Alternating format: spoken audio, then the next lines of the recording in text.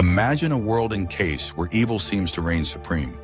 Now picture two individuals, cloaked in sackcloth, standing defiantly against this tide of darkness. Who are these mysterious figures? They are the two witnesses, powerful prophets foretold in the Bible's final book, Revelation. Our story begins in the turbulent period known as the Great Tribulation, a time of unprecedented global turmoil. The Apostle John, exiled on the island of Patmos, receives a vision from God about these enigmatic figures. In Revelation 11:3 we read, "And I will give power to my two witnesses, and they will prophesy for 1,160 days clothed in sackcloth." But who are these witnesses? While their exact identities remain a mystery, many scholars believe they could be Elijah and Moses, or Enoch and Elijah, figures who never experienced death. Regardless of their identities, their mission is clear: to testify about God's truth in a world that has largely rejected it. These aren't ordinary preachers. The Bible describes them as having extraordinary powers. They have power to shut up the heavens so that it will not rain during the time they are prophesying, and they have power to turn the waters into blood and to strike the earth with every kind of plague as often as they want. Their abilities echo those of Moses during the Exodus and Elijah in his confrontation with the prophets of Baal.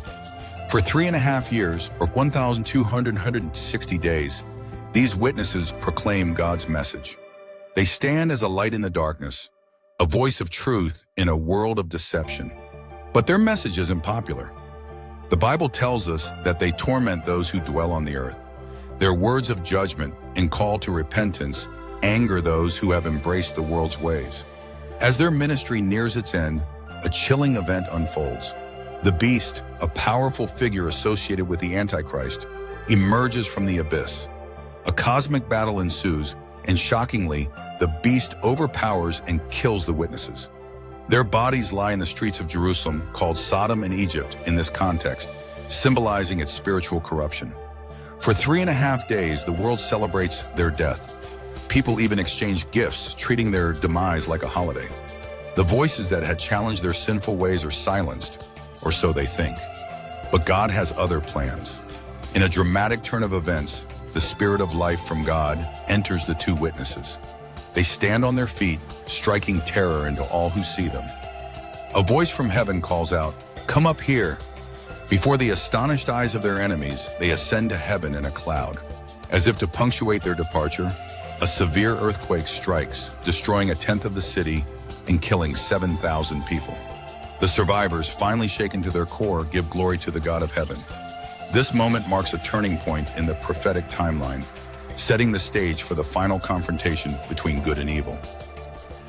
The story of the two witnesses is more than just a fascinating prophecy. It's a powerful reminder of God's ongoing work in the world, even in the darkest times. These witnesses represent courage in the face of opposition, faithfulness to God's call, and the ultimate triumph of good over evil.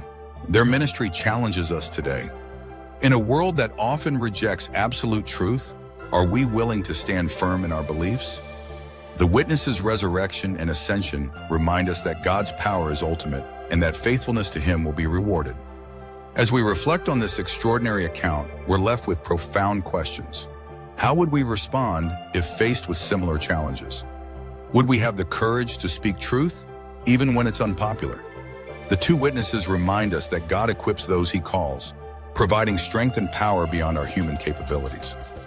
In the end, the story of the two witnesses is a testament to God's sovereignty over history. It assures us that no matter how dire circumstances may seem, God's plans will prevail. As we navigate our own challenging times, may we draw inspiration from these prophets, standing firm in our faith and always ready to bear witness to the truth.